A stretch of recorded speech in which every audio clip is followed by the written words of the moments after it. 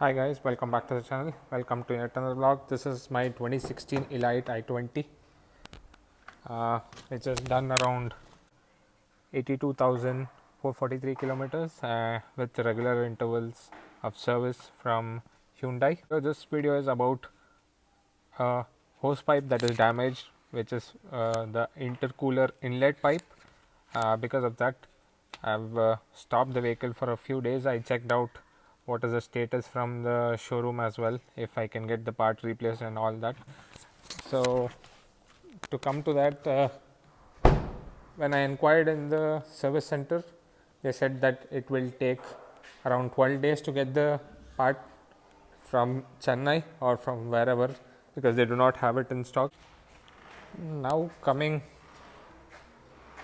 to the part which is damaged, it is this intercooler inlet hose, which is around 1 feet long, and no aftermarket parts available for this Hyundai Elite i20. And also because it's now an obsolete model, you have the new i20. I think this is the 4th gen or the 3rd gen, I'm not sure. If I'm wrong, you guys can correct me. So this is no more in production. There's a new model out there. I tried to find an alternative online to my van. I couldn't find anything, but then I decided to go to a scrapyard and get myself a hose pipe, and it came really cheap. So I got it for around 2,500 rupees, like less than half the price, which is very good. It's a used one, but doesn't matter because it's just a hose pipe, and it's not going to do anything much. The only work it needs to do is flow the oil to the intercooler, which it is going to do even if it's a second-hand one. This is pretty much the same hose pipe for all 1.4 liter CRDI engines that are used in Hyundai. It's not only for the Elite i20, I think even the Fluidic or even the Creta, it's the same. So now let's get started. Okay, first let me show you the new hose pipes. It looks brand new. A little bit of dust because I had put it down, nothing else. So, and one of these brackets is missing from here, the clamp. I can replace it from the one that I remove. Let's get started with replacing it. So now to get to that hose pipe, you will need to remove this air inlet box, remove these 2 screws.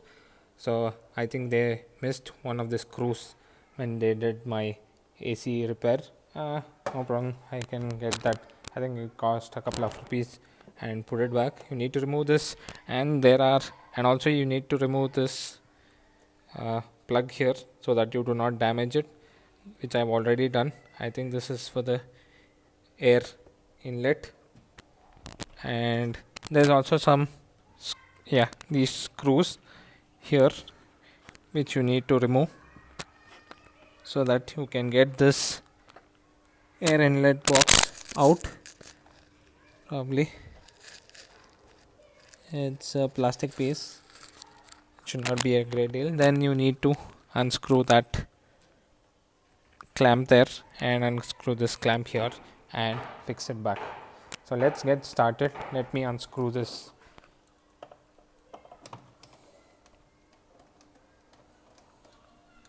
Once this is unscrewed, you need to just lift it up like this slowly so that you do not damage any other part. So this is what it looks like. So along with that, this also it is just a slip-on, and I removed this as well, so which slips into that air intake manifold there. So because this was dirty, I thought let me also clean it up. It's very dirty. Let's clean it up, and it just came out. Now I need to unscrew some bolts here so that we can get to that clamp here. So once you've removed this part, so these are the two screws that I spoke about, which are clamped down here. It takes about 5 minutes to remove them. Now you have a free hand to remove these clamps and put back the new one, and also a good time to clean this up because it is too dusty. I'm not sure what they did in the service previously. They never cleaned it, because now I'm touching it. I'll go ahead and clean it. Let me open up this clamp here and here, and let's go about it then. Once you have loosened up this clamp, you can just pull it out. Be careful not to give too much of pressure, and do the same with this one like I mentioned. So this is the turbo intercooler inlet, and here is the old one, here's the new one.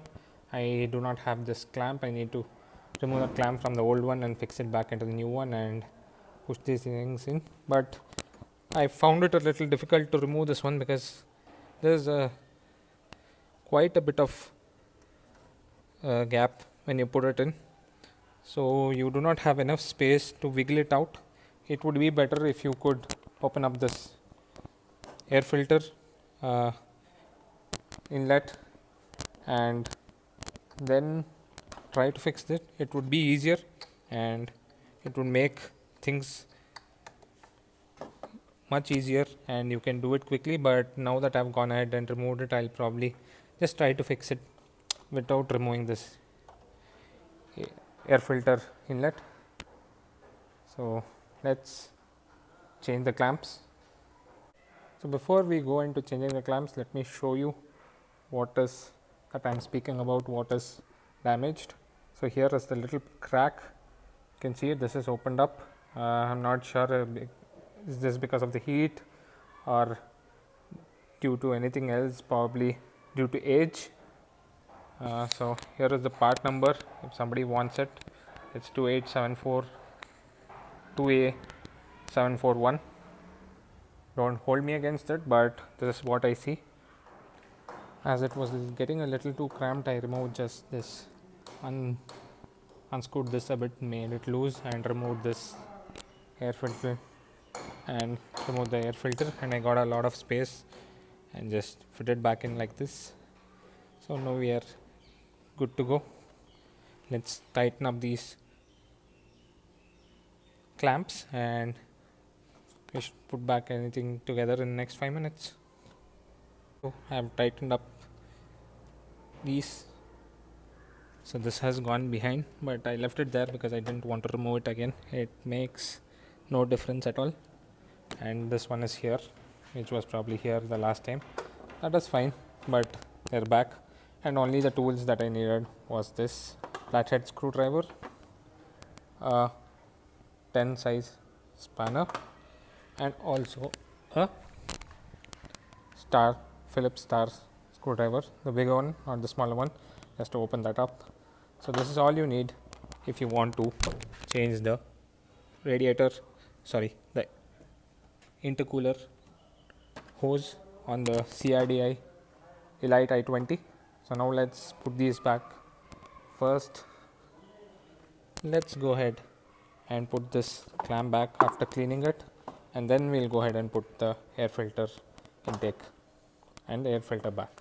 So here we go, everything is put back. This is the new hose. So let's go ahead and keep everything down and let's try to start the car up and see how it goes.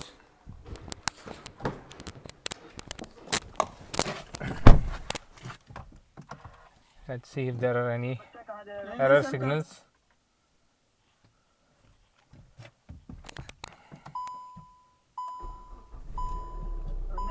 I don't see anything as such, which is great.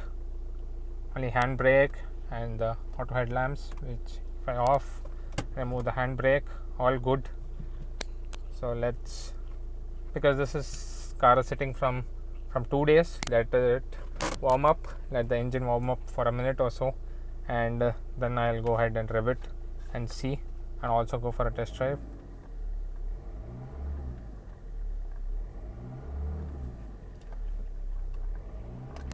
There used to be, because of that, I think there used to be air blowout, and it used to come from this AC vent inside whenever we used to open up the turbo.